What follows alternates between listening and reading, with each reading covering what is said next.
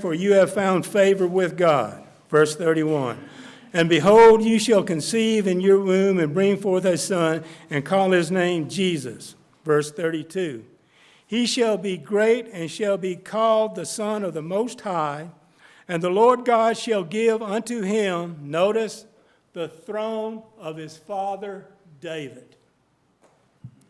And he shall reign over the house of Jacob forever, and of his kingdom there will be no end. So what we've studied so far, kings would come out of the loins of Israel, Jacob. The kingly line will come through the house of Judah, and Jesus will be given the throne of David. This is the Davidic covenant, a brief look at it as it is presented in Scripture. Keep that in mind as we get into our study, if we ever get into the study of the book of Daniel. So, David has a covenant made with him, his throne. Lucas, PowerPoint is not going to work. So you don't have to worry about it.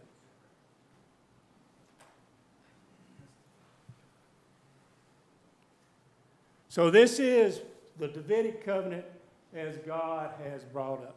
Now, David dies, Solomon is placed upon the throne. He starts out well, but he ends poorly. Turn, if you will, to Deuteronomy chapter 17.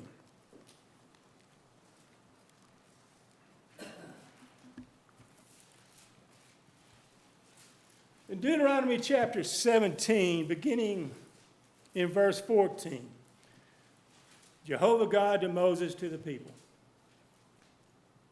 Verse 14 of 17, and when you are come unto the land which Jehovah your God has given you, and shall possess it, and shall dwell therein, you shall say, I will set a king over me like all the nations that are round about me. You shall surely set him king over you, whom Jehovah your God shall choose. One from among your brethren shall be set king over you. You may not put a foreigner over you who is not your brother. Verse 16. Only he shall not multiply horses to himself, nor cause the people to return to Egypt to the end that he may multiply horses. For as much as Jehovah has said unto you, you shall henceforth return no more that way. Verse 17. So, number one, the king will not multiply horses. Verse 17, second point.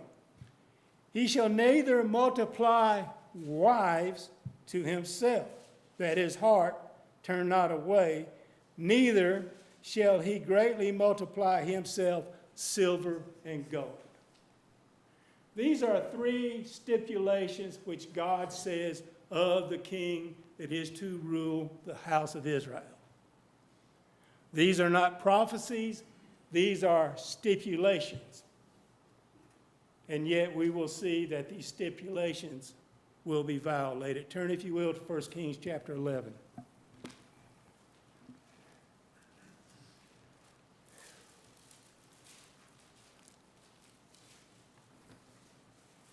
Well, actually, 1 Kings chapter 10.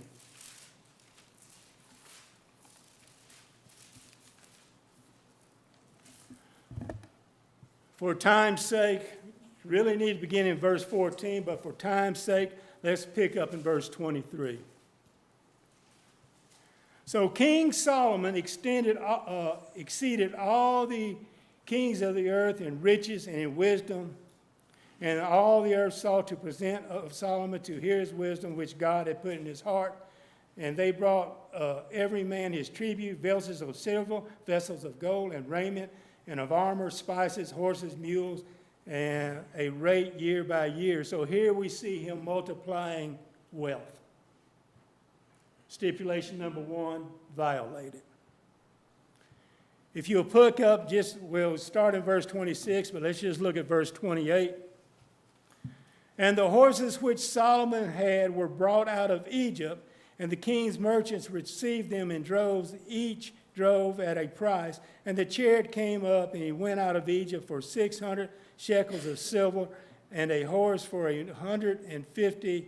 And so for all the kings of the Hittites and for all the kings of Assyria did they bring them out of by their means. So now we see stipulation number 2, he has multiplied horses. Third stipulation, which is violated, chapter 11, verse 1.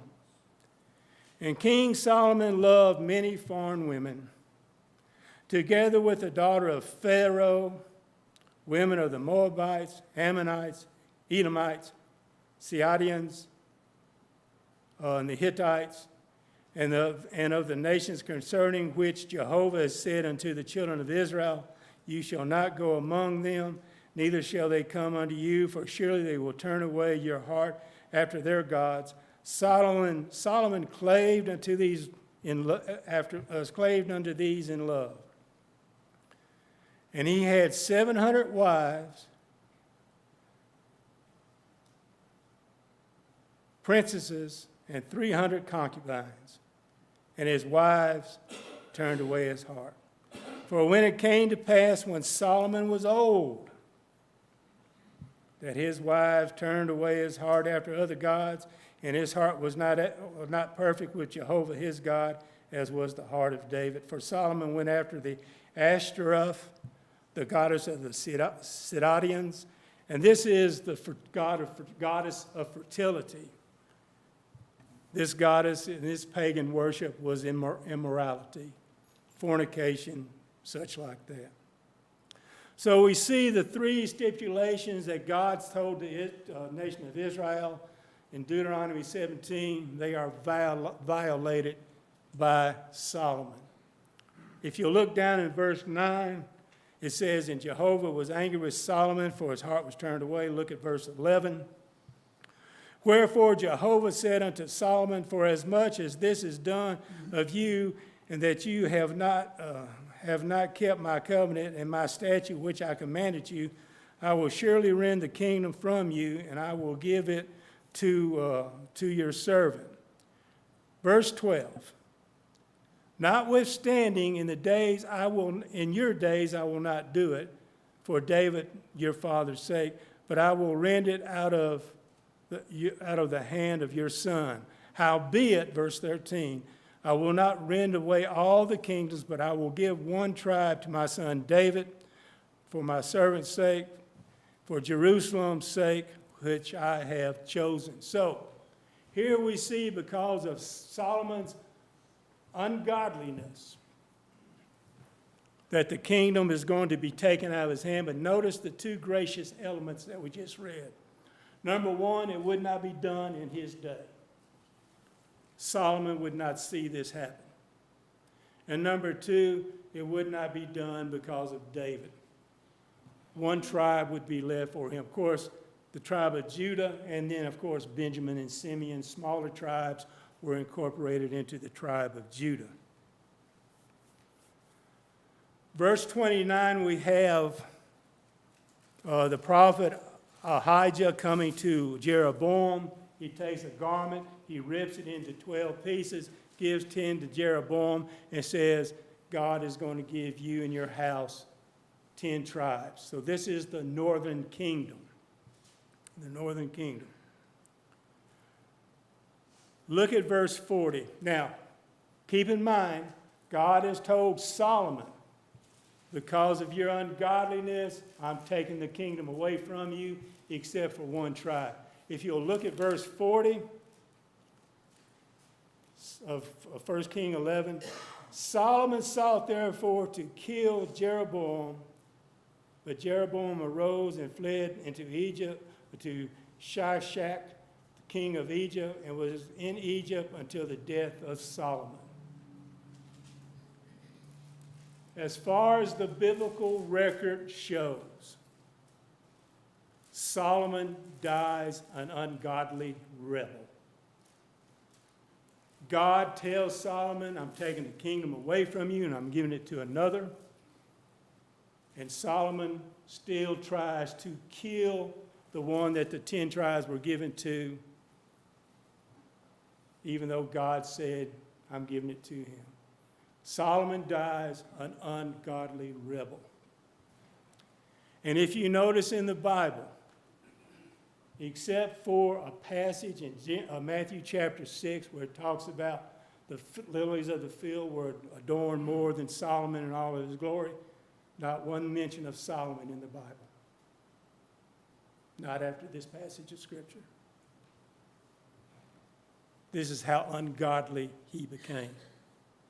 So now we have the splitting of the kingdom of Israel, 10 to the north and 1 plus Simeon and Benjamin to the south. So we have the 10 tribes. Of the northern tribe, there were 19 kings. All of them were bad. All of them you will see when you read the genealogy of the kings of the northern kingdom.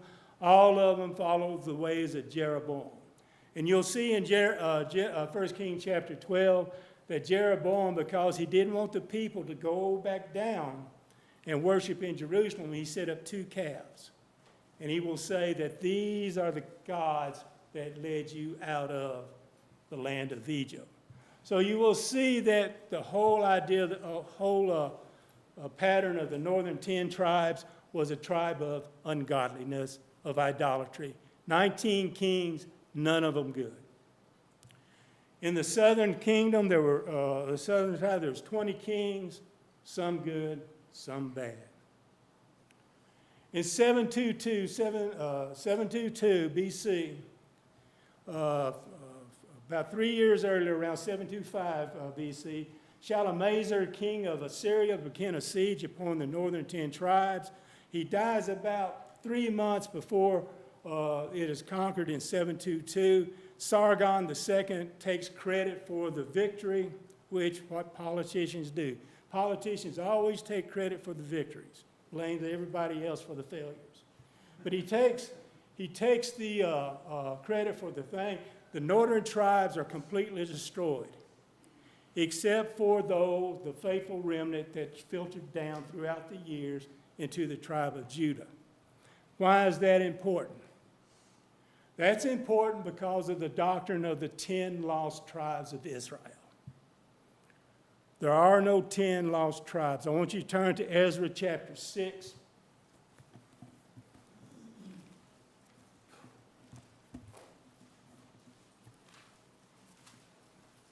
And we'll begin in verse 16. Ezra 6, beginning in verse 16.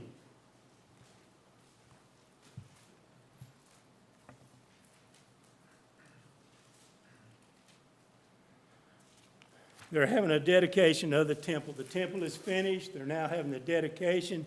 In verse 16, and the children of Israel and the priests and the Levites and the rest of the children of captivity kept the dedication of the house of God with joy. Verse 17, and they offered a dedication of this house of God, 100 bullocks, 200 rams, 400 lambs, and for a sin offering.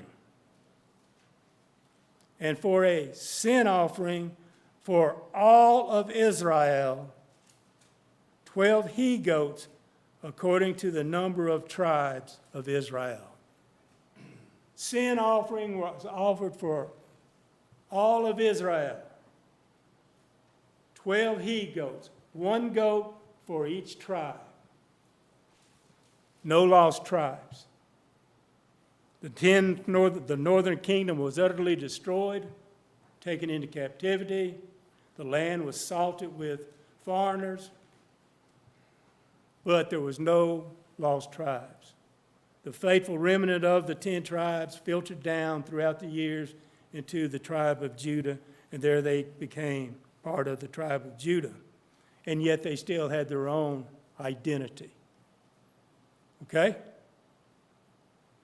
That's important to keep in mind. Now, when you read in Jeremiah chapter 31, verses 27 and following, and Ezekiel 37, verses 15 and following, you will see that the new covenant in Jeremiah is with the house of Judah and with the house of Israel.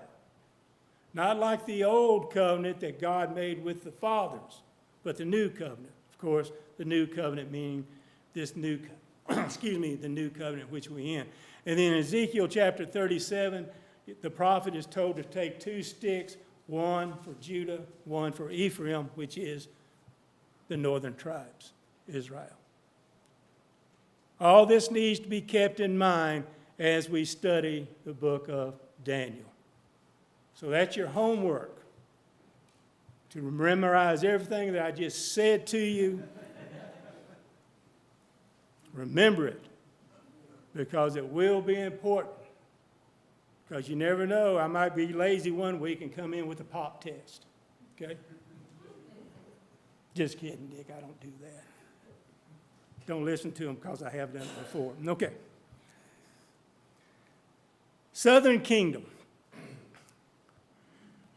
I want you to turn to Isaiah chapter 39. There are some who starts with Isaiah 39 when they talk about the book of Daniel.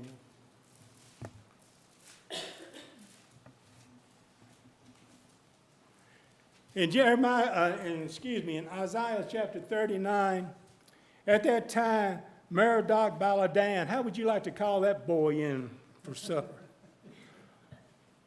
Merodach Baladan, the son of Baladan, the king of Babylon, sent letters and a present to Hezekiah, for he had heard that he had been sick and was recovered. So what was in the letter, we don't know. But he comes to Hezekiah with a tribute and a letter. And Hezekiah shows him all that's in the house, all that he has. As you pick up in verse 3. Let's pick up in verse 3. Then came Isaiah the prophet unto the king Hezekiah and said unto him, What said these men? And from whence came they unto you? And Hezekiah said, They are come from a far country unto me, even from Babylon. Verse 4. Then said he, What have they seen in your house? And Hezekiah answered, All that is in my house have they seen. There is nothing among my treasures that I have not showed them.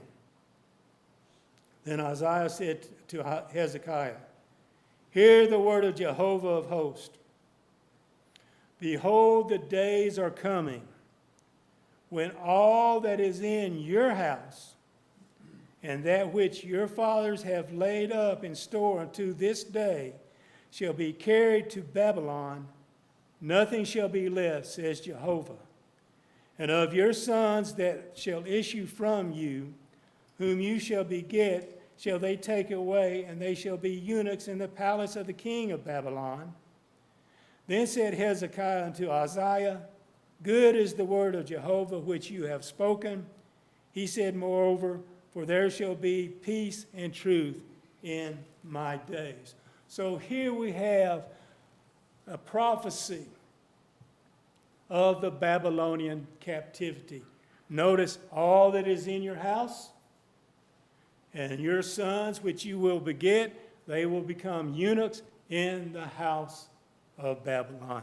Now turn, if you will, to Jeremiah chapter 25. Jeremiah 25.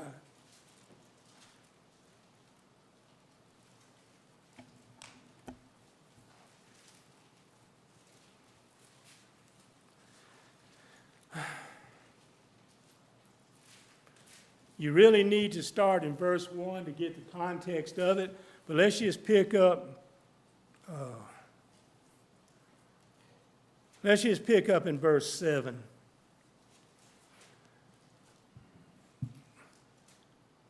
Yet you have not hearkened unto me because of the sins of the families. You have not hearkened unto me, says Jehovah, that you may provoke me to anger with the work of your hands to your own hurt. Therefore thus says Jehovah of hosts, because you have not heard my words, behold, I will send and take all the families of the north, says Judah, and I will send them to Nebuchadnezzar, king of Babylon, my servant, and I will bring them against this land and against the inhabitants thereof, and against all the nations round about, and I will utterly destroy them and make them an astonishment and a hissing and a perpetual desolation. Moreover, I will take from them the voice of mirth and the voice of gladness and the voice of the bridegroom and the voice of the bride, the sound of the millstone and the light of the lamp, and this whole land shall be a desolation and an astonishment, and these nations shall serve the king of Babylon 70 years. So here we see another prophecy of the captivity of Judea. But it's important to understand that there is a timeline. 70 years they will be in captivity. And in verse 12 it says, "And it shall come to pass when 70 years are accomplished, that I will punish the king of Babylon, and that the nation, says Jehovah, for their iniquity in the land of the Chaldeans, I will make it desolate forever. And I will bring upon that land all my words which I have pronounced against it, even all that is written in this book which Jeremiah has prophesied against all the nations." And we'll stop there. So we see not only a prophecy against the nations around Jerusalem and Judea itself, but we also see after the 70 years that God is going to judge Babylon. And we'll see that as we study the book of Babylon. After the reign of Ahaz, who was one of the most wicked kings of the Judean dynasty, we have Hezekiah's reform. The reform is short-lived. You can read the reform in 2 Chronicles 29 through 31. The reform is short-lived, and Manasseh, his son, comes upon the throne. Manasseh reigns 55 years, the longest reign of the Judean kings. He renews idolatry in the land. He sets up idolatry all over the land. Of some of the devout Jews and the faithful remnant, he slaughtered. All who protested his evil actions, he killed. It is possible, tradition says, that he saw the prophet Isaiah in half. That's tradition. I don't know if it's true or not. In 2 Kings chapter 21 and verse 6, he sacrificed his own son to the god Molech. And when I mean sacrifice, he just didn't dedicate him over for temple duties. He sacrificed him by death. Jeremiah 15 and verse 4 indicates that because of the apostasy of Manasseh was one of the reasons why the Judean nation went into Babylonian captivity. He is temporarily captive, and he's taken into captivity into Babylon. 2 Chronicles chapter 33 tells us that he repented. He came back and he tried to undo the wrong which he has done, but it was too late. The people's hearts were already changed. They were corrupted. And at his death, his son Ammon comes to the throne, 2 Chronicles chapter 33 and 24, and he is so wicked that his servants assassinate him. It is at this time Josiah is placed upon the throne. Josiah reigns from 640 to 609 BC. We know the story of Josiah's reform. He reigned in 3 decades of peace and prosperity and happiness that the nation of Judah had not known for a long time. They were some of the happiest years of his life. We've said all this to bring us to the timeline in which we are interested in, the period of exile. This timeline now begins our interest in seeing Babylon take over the nation of Judah. In 626 BC, the Assyrian general Nabopolassar is sent by the Assyrian king to go down into Babylon to put down a rebellion. But instead of putting down the rebellion, Nabopolassar begins a new Babylonian empire. Nabopolassar is the father of Nebuchadnezzar.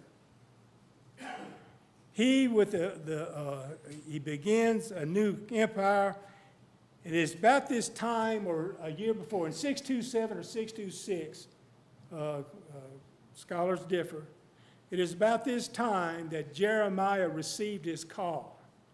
He had received it a year before Nabopolassar began the new Babylonian empire, or he began it in the year of the new Babylonian empire. Nabopolassar sets himself up as king.